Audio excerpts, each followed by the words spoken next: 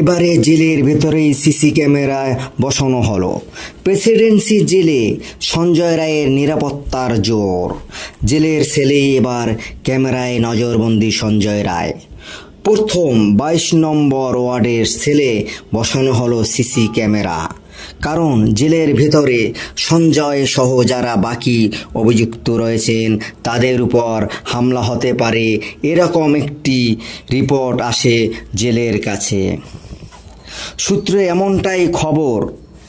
এমনকি সঞ্জয়ের কাছে চামচ জাতীয় তেমন কিছুই দেওয়া হচ্ছে না, যা দিয়ে সঞ্জয় নিজেকে কোনো ক্ষতি করতে পারে।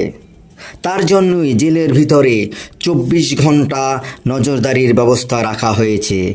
সেলের বাইরে নিরাপত্তায় 2 জন রক্ষী মোতায়েন করা হয়েছে। গত 9 আগস্ট আরজি করে তরুণ চিকিৎসকের দেহ উদ্ধারের ধর্ষণ খুনের অভিযোগে তোলপাড় গোটা রাজ্য। সেদিন সিভিক ভলান্টিয়ার সঞ্জয় রায়কে গ্রেপ্তার করে কলকাতা পুলিশ। পরে মামলা যায় সিবিআইয়ের হাতে। তারপর আরও 2 জনকে গ্রেপ্তার করে এজেন্সি।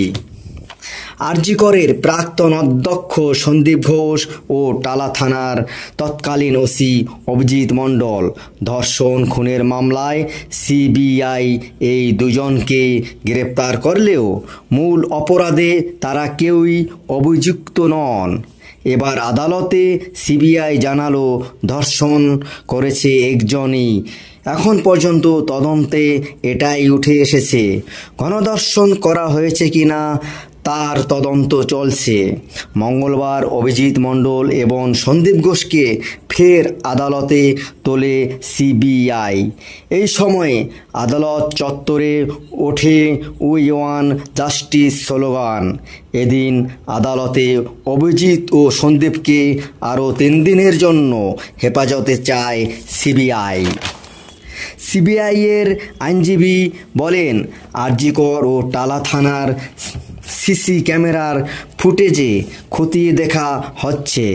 আরজিকরের সিসি ক্যামেরার ফুটেজ সন্দেহজনক অনেকের গতিবিধি চোখে পড়েছে।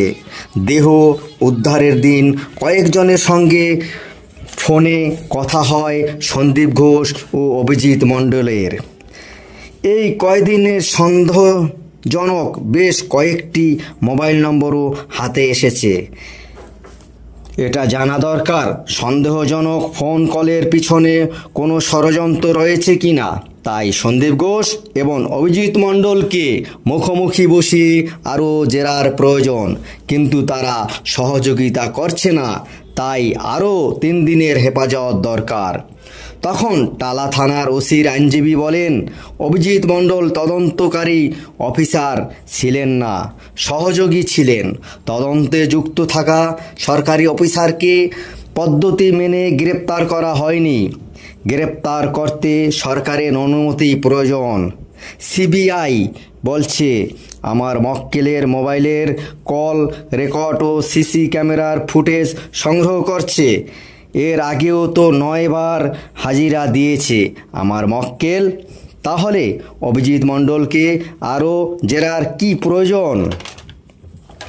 তখন বিচারক সিবিআইয়ের কাছে জানতে চান, সন্দীপ ও অভিজিৎ কি ধর্ষণ ও খুনের ষড়যন্ত্রের সঙ্গে যুক্ত, নাকি প্রমাণ লোপাটের ষড়যন্ত্রে? সিবিআইর আইনজীবী বলেন, ধর্ষণ করেছে একজনই। এখন পর্যন্ত তদন্তে এটাই পাওয়া গিয়েছে। গণধর্ষণ হয়েছে কিনা তার তদন্ত চলছে। ধর্ষণ খুনে সন্দীপ ও অভিজিৎ যুক্ত কিনা সরাসরি তা বলতে পারছি না। তবে প্রমাণ লোপাটের ষড়যন্ত্রে সহ একাধিক বিষয় রয়েছে। তখন বিচারক বলেন, এটা গুরুতর বিষয়, কোনো প্রমাণ তো থাকা দরকার। সিবিআই কি এমন কিছু পেয়েছে?